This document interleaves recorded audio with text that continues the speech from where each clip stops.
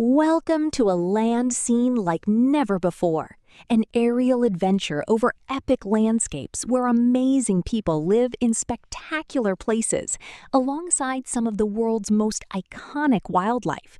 It's time to see Africa from above.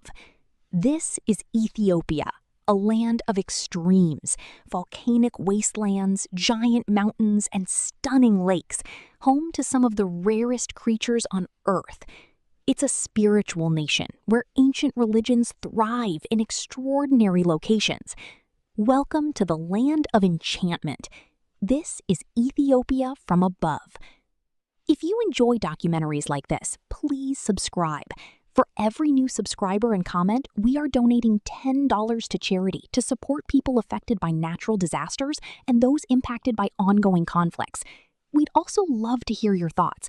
Drop a comment below and don't forget to like and share. Your support truly helps our channel grow and continue creating meaningful content. Now, back to the documentary. Ethiopia in the Horn of Africa is a country shaped by earthquakes and volcanoes, surrounded by the mountains and deserts of 5 nations. It's the most populous landlocked country in the world. This aerial journey starts in the arid north, traveling across the northern highlands before following the Rift Valley down to the dramatic mountain ranges of the far south. The first stop is here, close to the country's border with Eritrea. This otherworldly landscape is known as the Danakil Depression. It lies 125 meters below sea level, and it's still sinking because it sits on the crossroads of 3 active tectonic plates. This is the hottest place on Earth. Rain rarely falls, and any that does rapidly evaporates. Yet water can be found here. At its northernmost reach, Danakil's Dalol crater harbors numerous hot water springs. But these vibrant pools are as acidic as battery acid and heated to around boiling point by magma flowing just beneath the surface.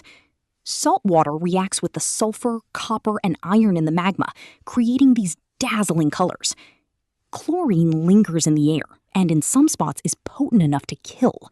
This is nature at its most extreme. But to witness the true power of the tectonic forces at play, you must travel to Danakil's center. Standing at over 600 meters tall, the Urta Ale volcano still rumbles with life, meaning smoking mountain in the local language.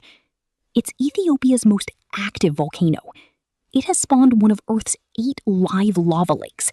Its toxic smoke can be seen for miles around. No wonder the Afar people believe it is the gateway to hell. For centuries, they've traveled across these hostile lands in search of the most lucrative of minerals. These sprawling plains were once part of the Red Sea until rising volcanoes cut them off. The water evaporated, leaving behind 40 square kilometers of salt. In some parts, it's 76 meters deep. The Afar call it white gold. The miners dislodge huge slabs from the surface. Skillfully, they're carved into bricks to be stacked on their prized camels. These tough animals can carry around 30 bricks of salt at a time and walk 2 or 3 days to the market, even under the blistering heat. The Afar miners produce around 1 million tons of salt a year. Traveling east into the Tigray region, the land here is still arid, but some rain does fall, and most of the population live as farmers, keeping animals and growing grains like wheat and barley. But something else took root in Tigray. Christianity came here more than 1,700 years ago, and its origins are still evident in these sandstone cliffs. Carved high up in the rocks is the most inaccessible church on Earth. Its senior priest, Gebre Rufael Asus Fusa, doesn't suffer from vertigo. It's a nerve-shredding climb to work every day, one that his congregation must also make. It's thought this church was established by Abuna Yamata, one of 9 saints who traveled to Ethiopia from Byzantium in the 5th century. Perhaps Abuna Yamata built it so high to be nearer to his god. For the senior priest, the skeletons of his predecessors are a constant reminder of our short time on this earth and a life beyond death. Out across the mountains to the east and high on a plateau is the ancient holy city of Aksum. It was the capital of the first Ethiopian kingdom, founded at the end of the 1st century, an empire enriched by trade between India and the Mediterranean. These 20-meter-high stone monuments, standing in the center of the town, were erected between the 3rd and 4th centuries. They are the tombstones of ancient kings. This half-moon shape represents the god of the moon, from a time before Christianity arrived here. Out on the western side of the city, some say these ruins are the palace of the Queen of Sheba. The Bible states that she met King Solomon in Jerusalem, and in legend, their child Menelik became the first king of Ethiopia and brought the Ark of the Covenant back from Jerusalem to remain guarded in great secrecy here in the Church of Our Lady Mary of Zion. Today, Aksum is the country's most important holy site, a place of pilgrimage and worship. The Ethiopian Orthodox Church continues to follow early Christian teachings, practices, and traditions.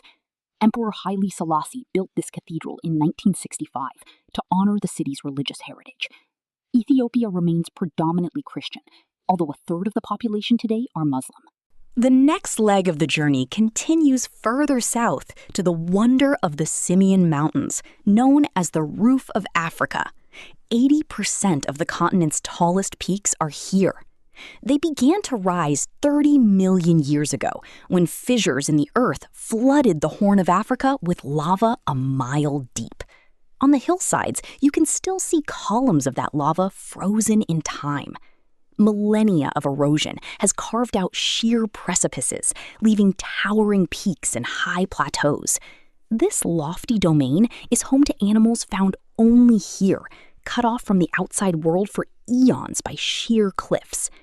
Soaring effortlessly above it all is one of the world's greatest raptors, the bearded vulture.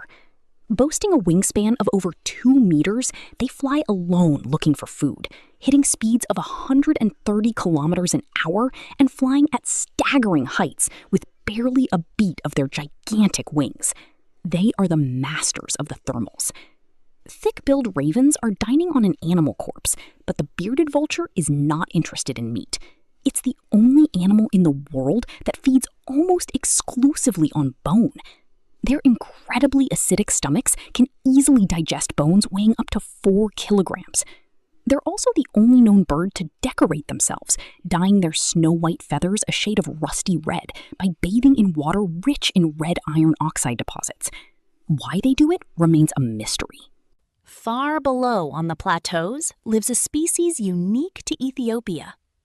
Gelada monkeys survive almost exclusively on the lush grasses that grow in abundance here. Grazing primates were once numerous, but now geladas are the only surviving species. Their grassy diet means they have to spend most of their day sitting down picking their food. Opposable thumbs, along with a short index finger, provide a tweezer-like grip, perfect for plucking grasses. The alpha male is almost twice as heavy as a female and gets exclusive breeding rights. He may look in charge, but there are many other males who would like to take his throne. So to stay king, he must keep the females happy. If he doesn't groom them enough, they'll choose another male to replace him. In most baboons, swellings on the rump signal sexual readiness, but geladas spend so much time sitting that evolution has instead given them a red chest patch. Female chests become more radiant and even blister when they're ready to mate.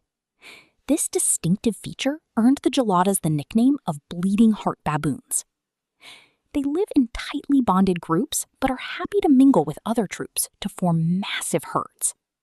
Such large numbers are able to get on in relative harmony because there is little competition for the abundant grass. The gelada aerial kingdom stretches out as far as the eye can see. Way below them, on a ridge 2,000 meters above sea level, is the site of an altogether different kingdom.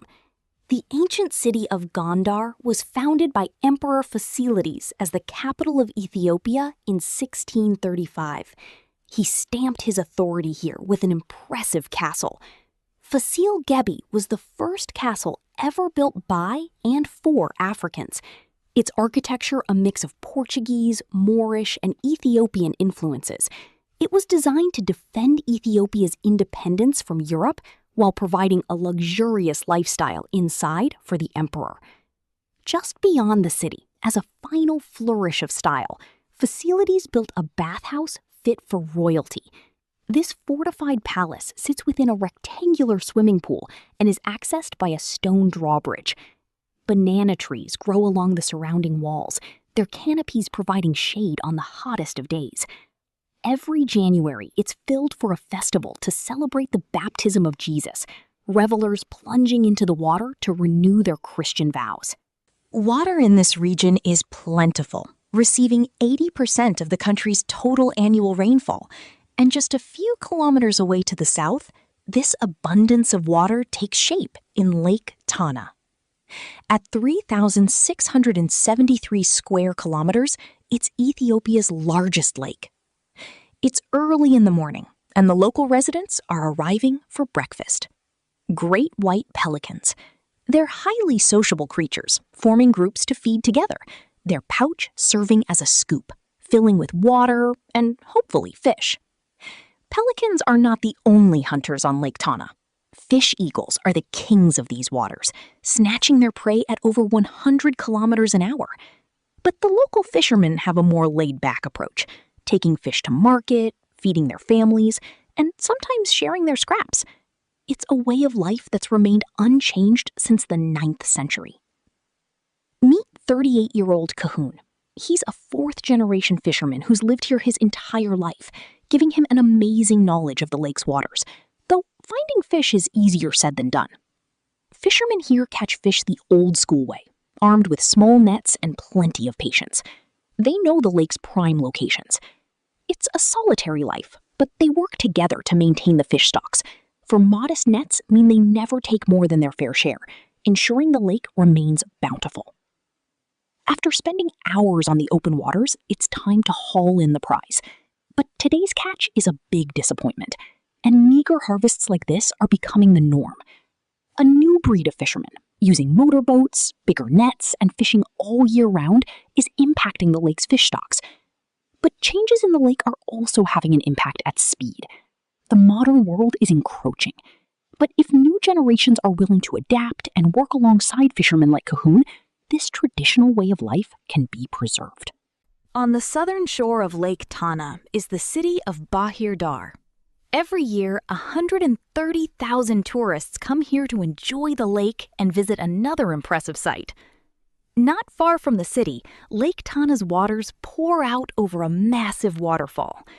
In 1770, explorer James Bruce identified this as the source of the Blue Nile.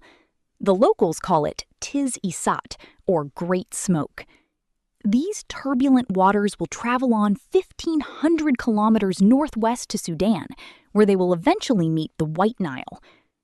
But a more recent landmark also snakes through the mountainous terrain.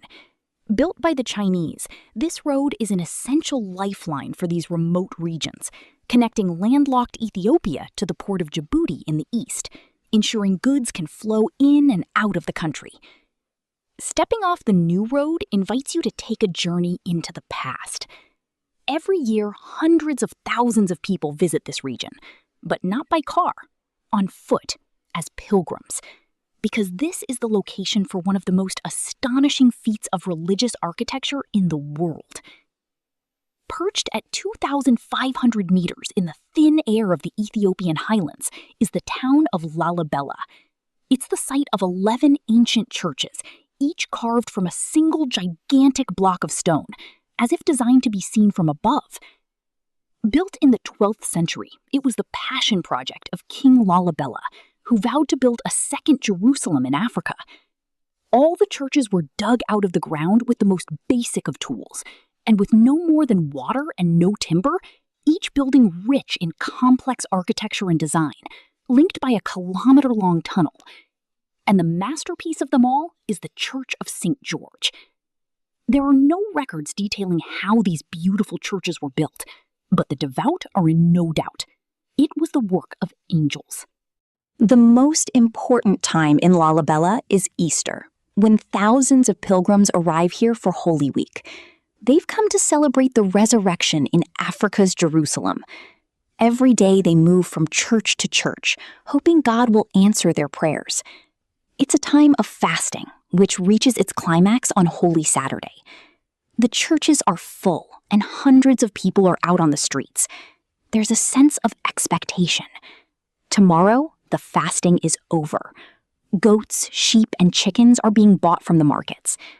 Across the afternoon, the chanting and singing reaches new heights, the celebrations continuing into the night. Believers fill the church around midnight, where priests read from the Gospels and the Psalm of David, just as they have for centuries. White linen is the color of ceremony. A blade of grass tied around the head represents Christ's crown of thorns. The congregation chant into the early hours. In the morning, the fast is over. It's a joyous time for people like Ashanafi and his family. Today is Easter Sunday. I have been fasting for 55 days. The fasting is over, so now we are eating any meal we want, daily, injera, meat, whatever it is. Everybody eats from the same plate, alongside a delicious spicy stew. Injera, a spongy flatbread, represents the flesh of Christ. And there's yogurt, as well as dafu, a heavy, aromatic bread baked in banana leaves and made for all big occasions. Leaving the peace of Lalibela, the next stop of the journey is Ethiopia's capital city, 340 kilometers due south. Seen as a place of great promise by its founders in 1886, it was named Addis Ababa, or New Flower. It's the highest city in Africa and home to more than 5 million people, and it's living up to the promise of its beginning. The city today is modernizing fast. Its skyline, road systems, and metro, a testament to a vast urban makeover, and more people are coming to Addis in search of work. As the only sub-Saharan African nation never to be colonized, it's fitting that the headquarters of the African Union sits in Addis. The ambitious architecture includes a 100-meter-high office building and a vast circular conference center where African leaders come together to discuss trade and security. Ethiopia's economy is booming, and while poverty persists, there's an undeniable energy and optimism on the streets of Addis Ababa. The country's enterprising spirit can be seen in Mercado, Africa's largest open-air market. Around 500,000 people pass through here each day, including the 200,000 who live and work in the district. You can buy pretty much anything here, including food, textiles, and imported electronics. Goats and bartering are a way of life. The locals like to say that around here, you can even bargain for a new soul. The market contributes up to 25% of Addis Ababa's annual revenue. So despite the city's modern buildings, Mercado is the real economic hub of Addis Ababa. Looming over the congested and polluted streets of Mercado, on the edge of the city, is Mount Entoto. And on its slopes, Ethiopians are playing their part in an inspirational movement. Meet Makuye Mamamo. He's leading a team of tree planters. One of our projects is this one in Entoto Natural Park, and we are planting more than 600,000 trees here in this year. Also, we have a plan to plant more than 165 hectares of land of the indigenous trees. It's painstaking work, but today's tree planting is one small link in a response to global warming that cuts right across Africa, uniting 11 countries. It's called the Great Green Wall, and its aim is to plant trees for 8,000 kilometers across the southern edge of the Sahara. This expanding desert zone has become the front line of climate change, and millions of locals are already facing its devastating impact. Planting the trees reverses desertification by preventing soil erosion and providing nutrients for other plants and crops to grow. Climate change issue is very serious everywhere, so I am happy to work here. Once complete, the Great Green Wall will be the largest living structure on the planet, 3 times the size of the Great Barrier Reef. It's a global symbol for humanity tackling its biggest threat. People like Makuye Mamamo working together to build a better world for generations to come.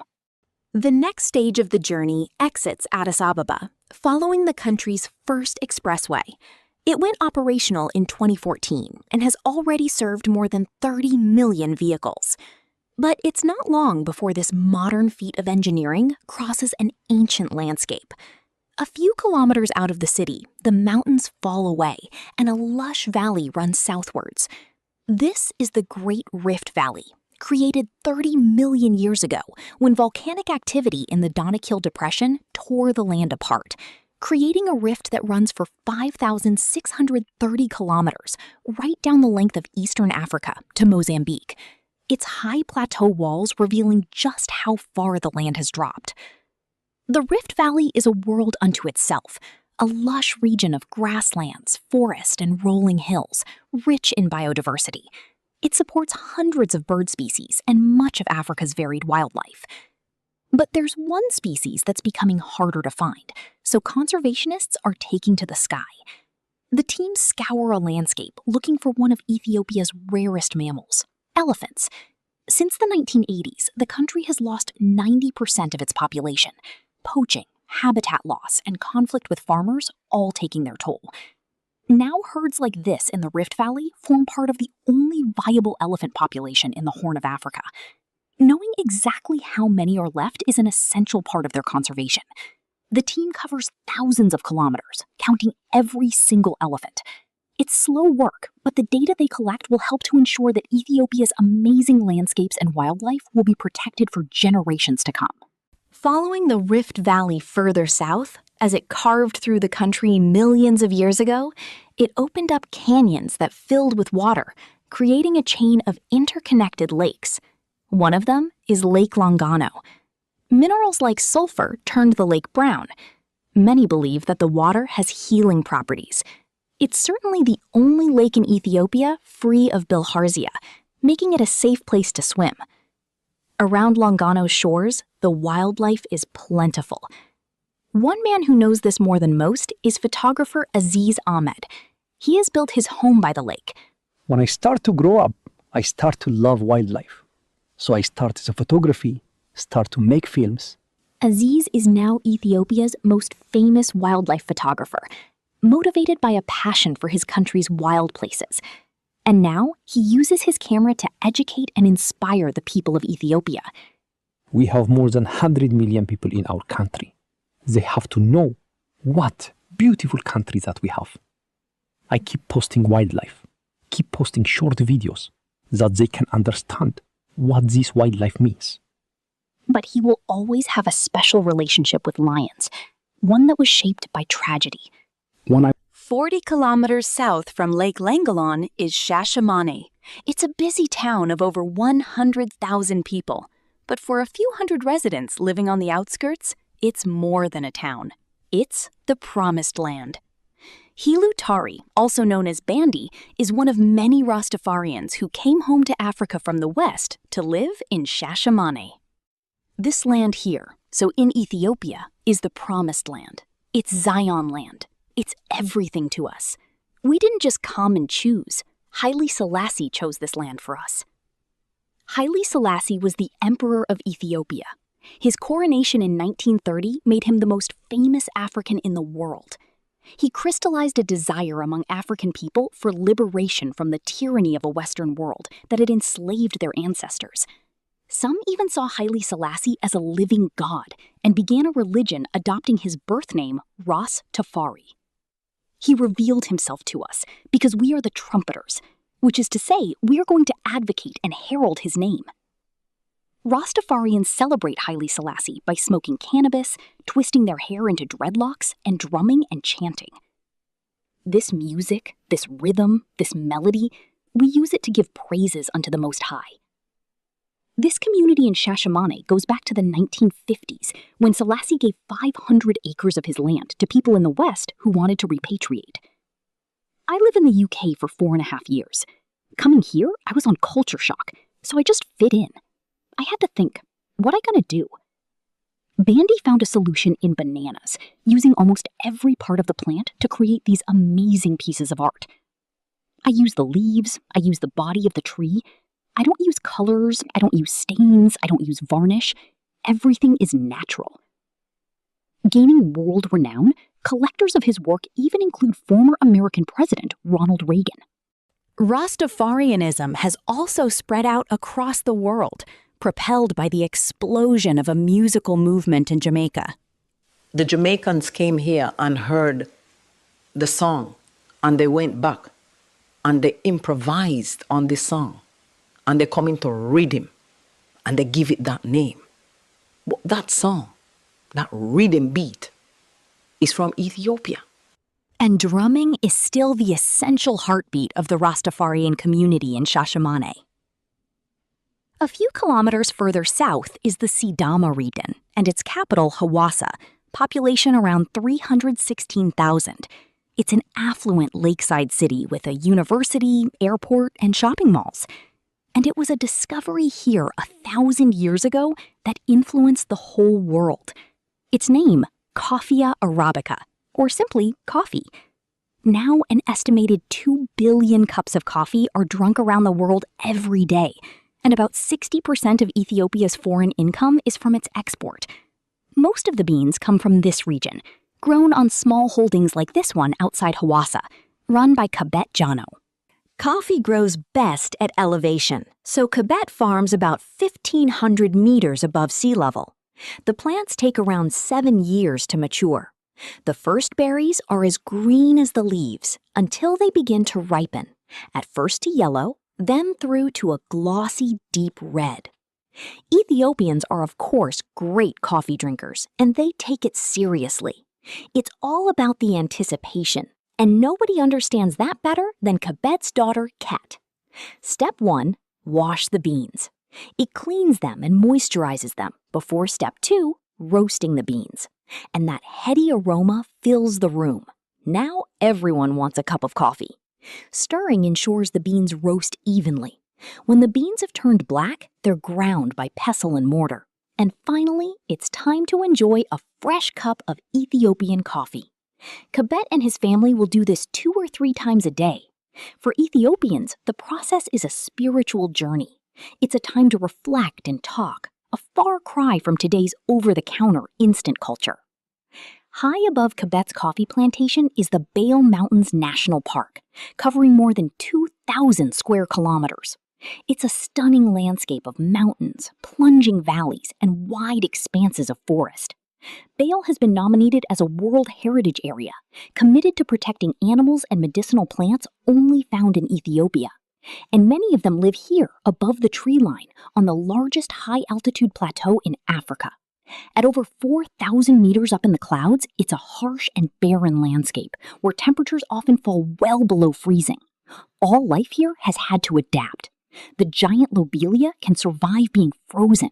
It thrusts its roots deep into the earth to access water, stores it, and grows tall to stay above the freezing ground.